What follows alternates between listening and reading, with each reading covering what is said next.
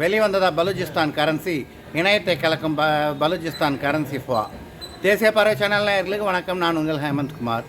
பாகிஸ்தானில் 45% மேலே நிலப்பரப்பு கொண்ட பகுதி பலூச்சிஸ்தான். ஆனால் பாகிஸ்தான் அரசியலே பஞ்சாப் சிந்து அரசியல் தான். ஒரு கட்சி பஞ்சாப் பேஸ்டு, ஒரு கட்சி சிந்து பேஸ்டு. நவாஸ் ஷெரீஃப் கட்சி பஞ்சாபு, இவங்க கட்சி சிந்து, பெனாசிர் பூட்டோ கட்சி. அப்படி தான் இருக்கும். அதான் துரந்தர் படத்தில் தான் பார்த்துமே.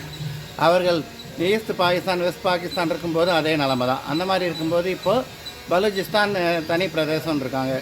ஈஸ்ட் பாகிஸ்தான் வெஸ்ட் பாகிஸ்தான் பங்களாதேஷ்னு பிரிஞ்சாலும் அப்புறம் பாகிஸ்தான் பங்களாதேஷ்னு இருந்தாலும் இப்போ வேறு மாதிரி சிக்கல் வந்து பாகிஸ்தான் எவ்வாறு இந்தியாவை 1000 கட் பண்ணணும்னு நினச்சாங்களோ அவங்களுக்கே சிக்கல்.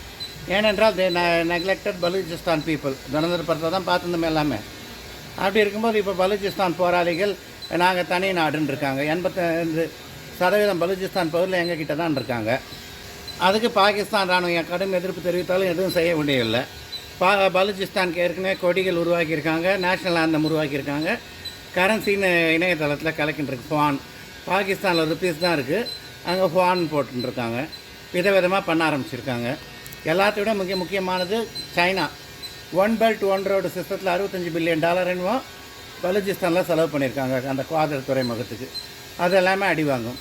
பலூச்சிஸ்தான் பின்னணியில் இந்தியா இருக்குன்னு பாகிஸ்தான் கடுமையாக குற்றம் சாட்டினாலும் இப்போ ஆப்கானிஸ்தானும் இருக்குது.